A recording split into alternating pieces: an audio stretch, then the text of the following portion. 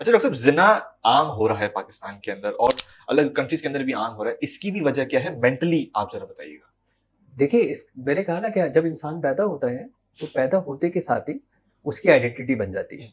मैं पैदा हुआ एज अ लड़का, लेकिन पैदा होते के साथ ही इतने सारे मैं रिश्तों के अंदर खुद मुंसलिक हो गया, इसको मेरा इख्तियार नहीं था। मैं किसी का बेटा हुआ, ओके, मैं किसी का भतीजा हो गया, मैं किसी का भांजा हो गया, किसी का बड़ा भाई हो गया, अगर मुझसे पहले भी जो पता वो है, बच्चे मेरे आने वाले, यानी छोटा भाई हो गया, मेरा बड़ा भाई होगा मेरे उसके ऊपर। तो हमारे रोल्स डिफाइन हो जाते हैं। तो जैसे हमारे रोल्स बनते हैं, हमारे ऊपर कानून आता है। कानून दो तरीके से आता है, एक दुनिया का कानून आता है, एक दीन का कानून आता है, और इन दोनों के बीच में एक और कानून है जिसको हम इखलाकियात कहते हैं।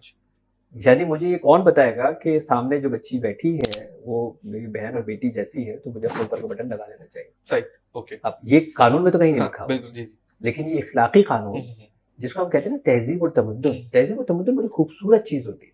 जितनी इलाकों की तहजीबें अगर आप देखें, आप रूरल एरियाज के अंदर जाएं, आपको कुछ तहजीबें मिलेंगी, कुछ तमद्दुन मिलेंगे, कुछ इनके यहाँ रसूमात मिलेंगे, बड़ी खूबसूरत होती है। आप पता एक तो एक जैसे हमारे हॉस्पिटैलिटी, उसमें तो हमें फख्र करना चाहिए, ऐसे ही ना, उसको हमें एक फख्र करना चाहिए, राइट। हमारे यहाँ इस तरह के बहुत सारे इलाके हैं जहाँ पे आप किसी भी लड़की के सर पे दुपट्टा डाल देते हैं, तो इसका मतलब ये कि आपने उसको अपने तहफ़्फ़ुज़ में, तहवील में ले लिया। अब आपका खूनी रिश्ता हो या ना हो, you will fight for it. ये अभी कानून में नहीं लिखा, ना यहाँ के कानून में लिखा है, ना आखिर के कानून में लिखा है, लेकिन ये इखलाकी कवानीन के अंदर लिखा हुआ है, ये तहजीब और तमद्दुन के अंदर ये लिखा हुआ है।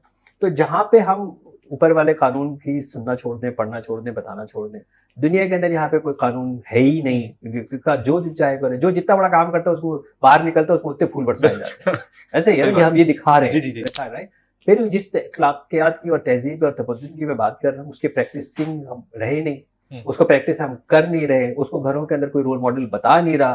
तो जब हमें कोई चीज बताएगा ही नहीं, तो और अवेलेबिलिटी ऑफ जो है वो इतना ईजी है कि आपको हर गली हर कॉर्नर के ऊपर आपको ये चीजें अवेलेबल है, बिल्कुल ड्रग्स की तरह, सब्सटेंस की तरह। तो फिर यही होगा ना। अच्छा, फिर हमने शादी को इतना मुश्किल बना दिया, ये भी है ना। निकाह का रास्ता अगर आप मुश्किल बनाएंगे, अब निकाह के क्राइटेरिया हमारे बड़े डिफिकल्ट हो गए। उसका घर होना चाहिए, उसकी गाड़ी होनी चाहिए, उसको एस्टेब्लिश होना चाहिए, उसको कमाने होना चाहिए। तो 45 साल तक तो ये सब चीज आएंगी नहीं, ऐसे ही है ना, वो 45 साल तक तो आएंगी नहीं। तो वो 45 साल का, 15 से लेकर 45 साल का जो ये 30 साल का सफर है, वो इसी कामों में करेगा।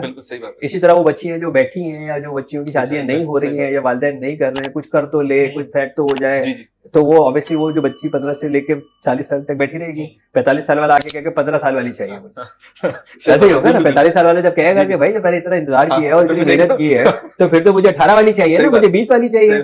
बार बार ऐसे कई आते हैं।